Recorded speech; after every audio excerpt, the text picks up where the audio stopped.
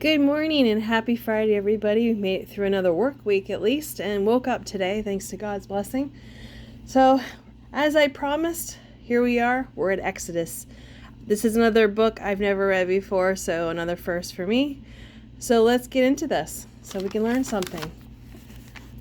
Our morning prayer. Father, as I read and receive your word, may it deeply be rooted in me so when difficulty comes, it will be your word that encourages and strengthens me. So Exodus. The author was Moses. The date was 1420 or 1220 BC. The content was Exodus deals with the events that set Israel apart as a nation. First was Moses' acceptance of God's instructions to return to Egypt in order to lead God's people to freedom. God sent 10 devastating plagues upon Egypt because the Pharaoh refused to let the Hebrews go. The ceremony of Passover was established during the last plague and became a celebration for all time of God's liberation of Israel. The Israelites walked across the bottom of the Red Sea on dry ground and arrived at Mount Sinai, where God gave the 10 Commandments and the plan for the tabernacle. And God's relationship with the nation was renewed. The theme? God demonstrated his power over evil by defeating the enemies of the Hebrew people. But God expected his people to respond by trusting and obeying him. Worship in the tabernacle and obedience to the law were two demonstrations of Israel's relationship to God. The Passover lamb is seen in the New Testament as an early symbol of Christ, the Lamb of God. 1 Corinthians 5:7. Chapter 1. The Israelites in Egypt. These are the sons of Jacob who went with their father in Egypt, each with his family: Reuben, Simeon, Levi, Judah, Issachar, Zebulun, Benjamin, Dan, Naphtali, Gad, and Asher. Joseph was already down in Egypt. In all, Jacob had 70 direct descendants. In time, Joseph and each of his brothers died, ending that generation. But their descendants had many children and grandchildren. In fact, they multiplied so quickly that they soon filled the land. Then a new came to the throne of Egypt who knew nothing about Joseph or what he had done. He told his people, "These Israelites are becoming a threat to us because there are so many of them. We must find a way to put an end to this. If we don't, and if war breaks out, they will join our enemies and fight against us. Then they will escape from the country." So the Egyptians made the Israelites their slaves and put brutal slave drivers over them, hoping to wear them down under heavy burdens. They forced them to build cities of Pithom, Ramesses as supply centers for the king. But the more the Egyptians oppressed them, the more quickly the Israelites multiplied. The Egyptians soon became alarmed and decided to make their slavery more bitter still. They were ruthless with the Israelites, forcing them to make bricks and mortar and to work long hours in the fields. Then Pharaoh, the king of Egypt, gave this order to the Hebrew midwives: Shiphrah and Puah, when you help the Hebrews women give birth, kill all the boys as soon as they are born. Allow only the baby girls to live. Because the midwives feared God, they refused to obey the king and allowed the boys to live too. Then the king called for the midwives. "Why have you done this?" he demanded. "Why have you allowed the boys to live?" "Sir," they told him, "the Hebrew women are very strong. They have their babies so quickly that we cannot get there in time. They are not slow in giving birth like Egyptian women." So God blessed the midwives, and the Israelites continued to multiply, growing more and more powerful, and because the midwives feared God, he gave them families of their own. Then Pharaoh gave this order to all his people: "Throw all the newborn Israelites into the Nile River, but you may spare the baby girls." The birth of Moses. During this time, a man and woman from the tribe of Levi got married. The woman became pregnant and gave birth to a son. She saw what a beautiful baby he was and kept him hidden for 3 months. But when she could no longer hide him, she got a little basket made of papyrus, reeds and waterproofed it with tar and pitch. She put the baby in the basket and laid it among the reeds along the edge of the Nile River. The baby's sister then stood at a distance watching to see what would happen to him. Soon after this, one of Pharaoh's daughters came down to bathe in the river, and her servant girls walked along the riverbank.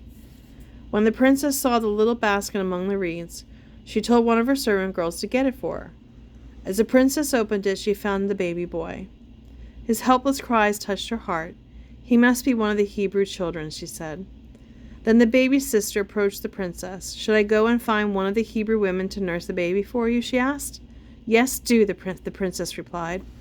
So the girl rushed home and called the baby's mother. "Take this child home and nurse him for me," the princess told her. "I will pay you for your help." So the baby's mother took her baby home and nursed him. Later, when he was older, the child's mother brought him back to the princess, who adopted him as her son. The princess named him Moses, for she said, "I drew him out of the water." Moses escapes to Midian. Many years later, when Moses had grown up, he went out to visit his people, the Israelites. And he saw how hard they were forced to work. During this visit, he saw an Egyptian beating one of the Hebrew slaves. After looking around to make sure no one was watching, Moses killed the Egyptian and buried him in the sand.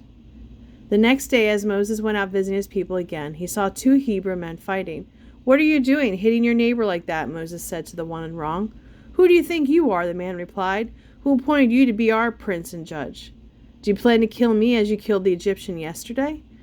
Moses was badly frightened because he realized that everyone knew what he had done. And sure enough, when Pharaoh heard about it, he gave orders to have Moses arrested and killed. But Moses fled from Pharaoh and escaped to the land of Midian. When Moses arrived in Midian, he sat down beside a well. Now it happened that the priests of Midian had 7 daughters who came regularly to this well to draw water and fill the water troughs for their father's flocks. But other shepherds would often come and chase the girls and their flocks away. This time, however, Moses came to their aid, rescuing the girls from the shepherds. Then he helped them draw water for their flocks. When the girls returned to rule their father, he asked, "How did you get the flocks watered so quickly today?" "An Egyptian rescued us from the shepherds," they told him, "and then he drew water for us and watered our flocks." "Well, where is he then?" the father asked. "Did you just leave him there? Go invite him home for a meal." Moses was happy to accept the invitation, and he settled down to live with them. In time, Reuel gave Moses one of their daughters, Zipporah, to be his wife. Later they had a baby boy, and Moses named him Gershom, for he said, "I have been a stranger in a foreign land." Years passed, and the king of Egypt died, but the Israelites still groaned beneath their burden of slavery. They cried out for help, and their pleas for deliverance rose up to God. God heard their cries and remembered his covenant promise to Abraham, Isaac, and Jacob. He looked down on the Israelites and felt deep concern for their welfare. Chapter 3. Moses in the burning bush. One day Moses was tending the flock of his father-in-law, Jethro, the priest of Midian, and he went deep into the wilderness near Sinai, the mountain of God. Suddenly the angel of the Lord appeared to him as a blazing fire in a bush. Moses was amazed because the bush was engulfed in flames, but it didn't burn up. "Amazing," Moses said to himself. "Why isn't that bush burning up? I must go over to see this." When the Lord saw that he had caught Moses' attention, God called him from the bush. "Moses, Moses." "Here I am," Moses replied. "Do not come any closer," God told him. "Take off your sandals, for you are standing on holy ground." Then he said, "I am the God of your ancestors, the God of Abraham, the God of Isaac, and the God of Jacob." When Moses heard this, he hid his face in his hands because he was afraid to look at God. Then the Lord told him, "You can be sure I have seen the misery of my people in Egypt. I have heard their cries for deliverance from the harsh slave drivers. Yes, I am aware of their suffering. So I have come to rescue them from the Egyptians and lead them out of Egypt into their own good and spacious land. It is a land flowing with milk and honey, the land where the Canaanites, Hittites, Amorites, Perizzites, Hivites, and Jebusites live. The cries of the people of Israel have reached me, and I have seen how the Egyptians have oppressed them with heavy tasks. Now go, for I am sending you to Pharaoh. You will lead my people, the Israelites, out of Egypt. But who am I to appear before Pharaoh? Moses asked God. How can you expect me to lead the Israelites out of Egypt? Then God told him, I will be with you, and this will serve as proof that I have sent you. When you have brought the Israelites out of Egypt, you will return here to worship God at this very mountain. But Moses protested, If I go to the people of Israel and tell them, the God of your ancestors has sent me to you, they won't believe me. They will ask, Which God are you talking about? What is his name? Then what should I tell them?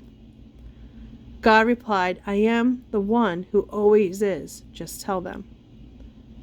I am has sent me to you. God also said, Tell them, the Lord, the God of your ancestors, the God of Abraham, the God of Isaac, and the God of Jacob, has sent me to you. This will be my name forever. It has always been my name and will be used throughout all generations. Now go and call together all the leaders of Israel. Tell them, the Lord, the God of your ancestors, the God of Abraham, Isaac, and Jacob, appeared to me in a burning bush. He said, You can be sure that I am watching over you and have seen what is happening to you in Egypt. I promise to rescue you from the oppression of the Egyptians. I will lead you to the land now occupied by the Canaanites, Hittites, Amorites, Perizzites, Hivites, and Jebusites, a land flowing with milk and honey. The leaders of the people of Israel will accept your message. Then all of you must go straight to the king of Egypt and tell him, The Lord, the God of the Hebrews, has met with us. Let us go on a 3-day journey into the wilderness to offer sacrifices to the Lord our God. But I know that the king of Egypt will not let you go except under heavy pressure. So I will reach out and strike at the heart of Egypt with all kinds of miracles. Then at last he will let you go. And I will see to it the Egyptians treat you well. They will load you down with gifts so you will not leave empty-handed. The Israelite women will ask for silver and gold jewelry and fine clothing from their Egyptian neighbors and their neighbors' guests. With this clothing you will dress your sons and daughters. In this way you will plunder the Egyptians. Thank you so much for joining me today for the 3 chapters beginning in Exodus. I've heard these stories before, I didn't know it came from Exodus. Thank you so much. Have a wonderful day. I hope this is bringing some pleasure to you, insight, and makes your day better by listening to it. Have a blessed day, and remember, bless somebody today. Thank you.